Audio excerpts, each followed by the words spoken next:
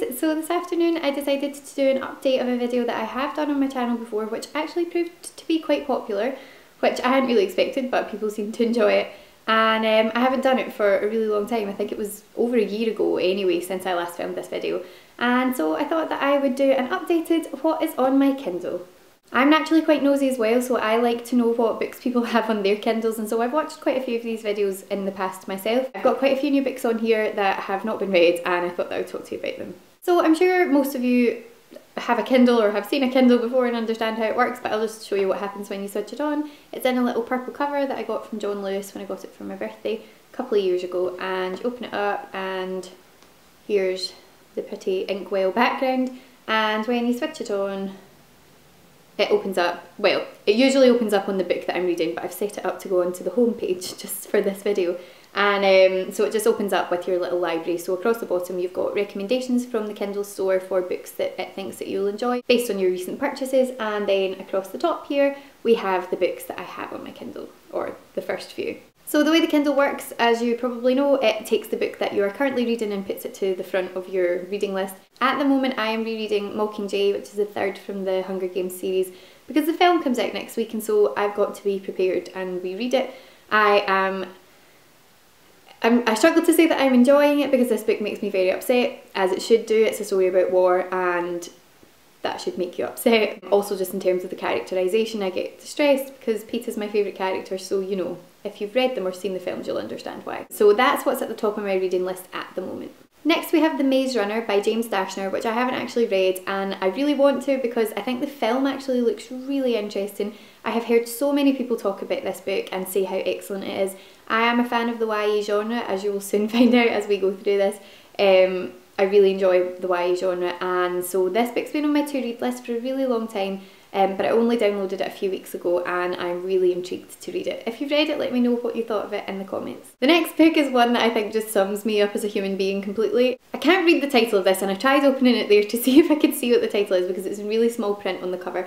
But this is basically a book of essays on the Vampire Diaries, because I'm a TV addict, I'm a Vampire Diaries addict, and I love to read essays on TV shows because I used to write essays on TV shows every day, or, you know, while I was at uni. So yeah, this is a book which I haven't read yet. It's from the Smart Pop collection, I think, and I've got a couple of those books upstairs. If you haven't heard of Smart Pop, I'll put a link to the website in the description box because they have some really cool books on like cult film and TV sort of shows, which I really enjoy. I've got one on Veronica Mars and one on Gilmore Girls, and this is, I've got the paperback versions of them, and then this one is a Kindle version from the Vampire Diaries. So I'm really excited to read this actually. I've only read the first couple of essays, but I'm going to read some more when I've got the chance.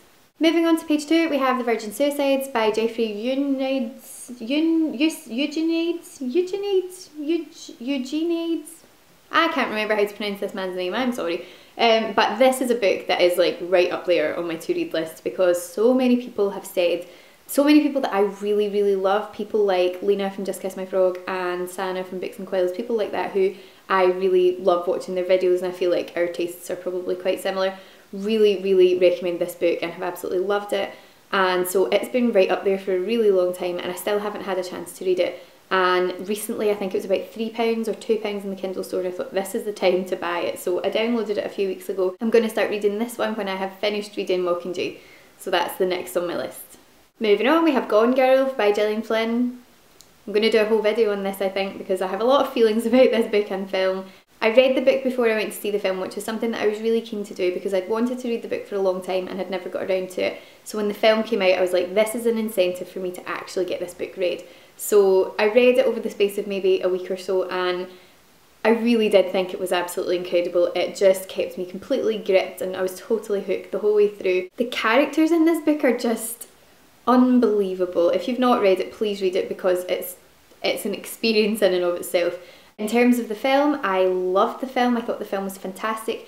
I did feel that it missed out a couple of elements from the book that were quite important in terms of how you interpreted the book, or how you interpreted the characters and how you interpreted the story. So I think if you only see the film and you haven't read the book, or vice versa, you will feel very differently about certain characters than you would do if you've seen both. So I would recommend reading the book and seeing the film and making up your own mind, because I think it's good to sort of see them in different mediums, and I know that different mediums handle different stories differently, but for me the book was better, but the film was still excellent. Next we have a book that I know very little about, but I downloaded it because I just thought that it sounded really cool. I've read the back of it in Waterstones a few times and thought, oh, this sounds nice. And it's been on the kind of like this week's recommendations boards in Waterstones and stuff for a while. So this is the Rabbitback Literature Society, which, as I say, has been sort of talked about a fair bit in bookshops and various places recently, and I've thought that it sounded quite good. But quite honestly, I can't tell you anything about it because I don't really know anything about it, so that's on there. That's all I'll say about that. Next we have Harry Potter and the Philosopher's Stone, which I downloaded through the Amazon Kindle. It's like the book borrowing thing, which I actually think that I'm going to have to unsubscribe from because I subscribed for a month free trial, and I'm pretty sure that the month is up. So I'm going to have to do something about that because I don't even really know how this works. That's where I got the Maze Runner from as well, actually, where you don't actually pay for it, you can just download it onto your device for free, but you pay like a month. It's sort of like Netflix but for Kindle. So I've got Harry Potter just because I wanted to have it on my Kindle because I've never had it on there before. Next along we have How to Fall in Love by Cecilia Ahern. Oh, this book was just wonderful. I loved it to pieces. I talked about it in a blog post which I'll link down below. I'm a huge Cecilia Ahern fan. She is one of my favourite authors. I think that she writes really nicely about sort of common themes, sort of romantic themes, but she always puts this little element of magic into her stories that just makes it feel special. And I'm just going to put it out there, I just adore her. This book tells the story of a woman named Christine who finds herself in the unfortunate position of catching not one but two people in a row who are on the verge of committing suicide. Doesn't sound like the most cheerful of topics, does it? With the second person, she makes maybe an ill-advised vow to help this person see the beauty in the world and see why it's worth sticking around and living the rest of their life. And it's a really poignant, sweet, funny and romantic story, and I would definitely recommend reading this if you're a fan of Cecilia Ahern, or even if you're not, even if you just like that sort of romance magical kind of genre, this is one for you. Next we have a book called Time, a graphic guide.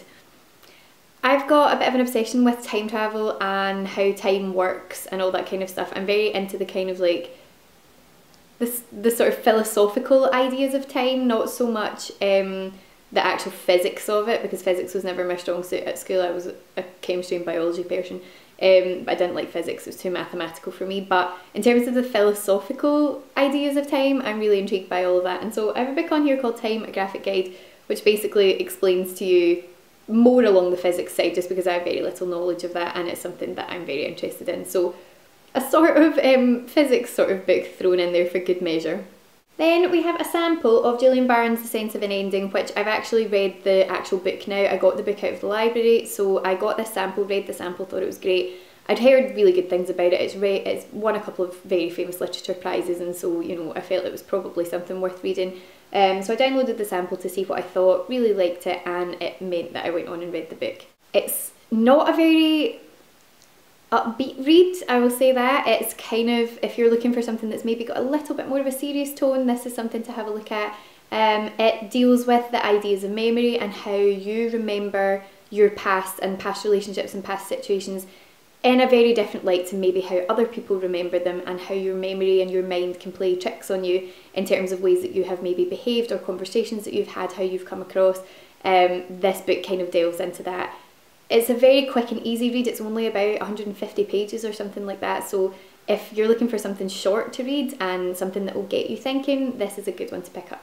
Next along we have E. Lockhart's We Were Liars. Oh, I loved this book. This book was excellent. Everyone and their aunt seemed to have read this book or be about to read this book, and when Roisin got it, she had done a video of some books that she'd picked up in Waterstones, I think. She was talking about the fact that she was about to read it. I was like, right, final incentive, I am going to go and get this book, and I downloaded it again, a couple of pounds on Kindle Store, and it's just amazing. The main character is a girl named Cadence. Her family are very wealthy Americans who have their own private island that they go to every summer. She and her cousins and one of their cousins' friends have spent every summer on this island since they were children, and their family has a lot of baggage, basically. One summer, Katie is involved in a serious accident which leaves her with amnesia. She doesn't remember what actually happened in the lead up to the accident or how the accident itself came about. And the book is Katie trying to figure out what happened to her that summer on the first occasion that she goes back to the island after the accident, which is over a year later, and she's trying to piece together what happened to her. The book ends up giving you this kind of like race against time where you want to figure out what happened before she does, and it's just a really exciting read. Again, I talked about this in a blog post which I will link down in the description box. I'll talk about the next two books together. This is If I Stay and Where She Went, both by Gail Forman. I'm sure you'll have heard of this because the book was turned into a film starring Chloe Grace Moretz, which did, I think, quite well in the cinema a few months ago, and I had just read the book when the film actually came out. I've not seen the film yet, so I don't know how I would feel about it, but this is definitely quite an emotional read. It deals with ideas of if given the choice after being involved in a completely life-altering incident, would you choose to come back or would you choose to pass away? So it's quite an intense read, it's quite an emotional read, but it's absolutely fantastic. For me, If I Stay was ever so slightly better than Where She Went. However, I find that I'm in the minority with that because a lot of people that I've spoken to prefer the second book. So read them both and let me know what you think. The next book is another time travel, universe, physics, philosophy related one. Things that I find on my Kindle, and I'm not going to say the full title of this one because I choose not to swear in my YouTube videos, but the title of this book is The Universe Doesn't Give a Flying Bleep About You, which I thought was a very fun title. This was free, it was a free download, and as I say, I'm a sucker for anything time travel, philosophical, universe, physicsy kind of stuff. It's something that I one day would love to write my own book about. Not a non-fiction book, I'd like to write a fiction book which involves kind of parallel universes and time travel and all that. It's just very much up my street. I love Lost, can you not see where this is coming from? But I haven't read any of this, so I don't know what it's like, but I just thought that it sounded fun. Next we've got a couple of classics. We have Jane Eyre and Little Women, both of which are free downloads on Kindle because they are the kind of like classics sort of books, and a lot of them are free to download, so if you didn't know that, go on and have a look. I've never read Jane Eyre. It's one of the ones that has been again on my to-read list since I was a child basically, and I still haven't got around to it. But Little Women was a book that I absolutely adored when I was younger, and I have a paper copy upstairs, but when it was a free download I thought, why not? Might as well put it on there. Next we have like a box set type situation, which is called Girl in the Box.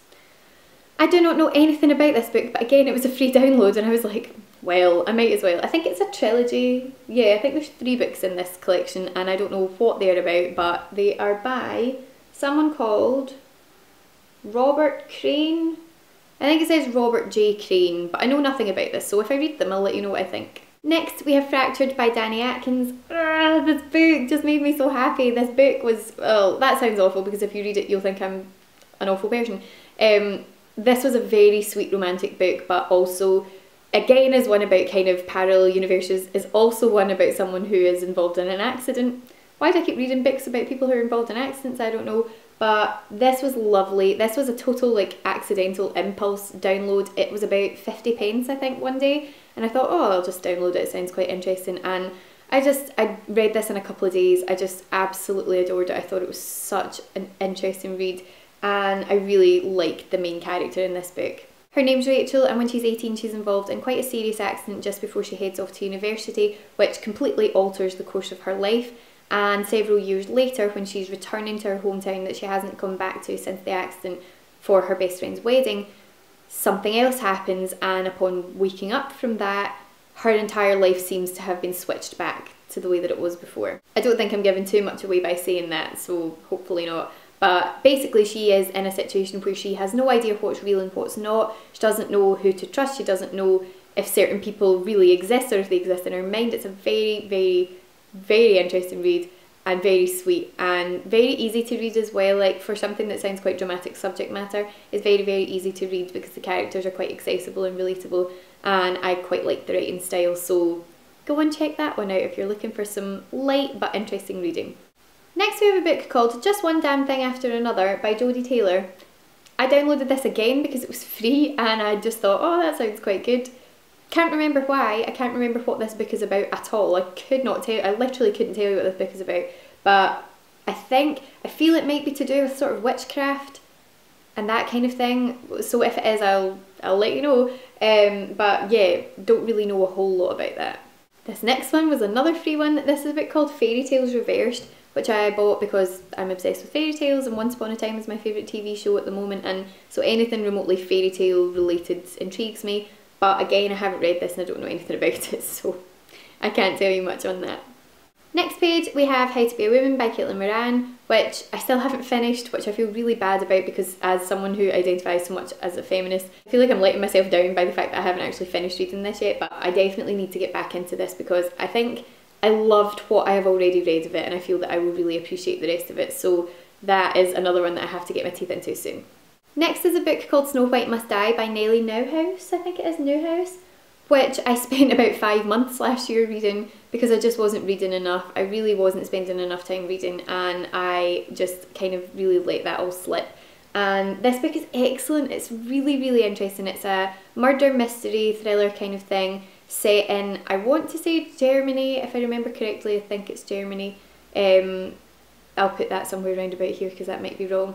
But it's just a really, really interesting murder mystery about a girl who was murdered 20 years before, and the person who was put away for her murder has just got out of prison, and you're trying to get to the bottom of what actually happened back then.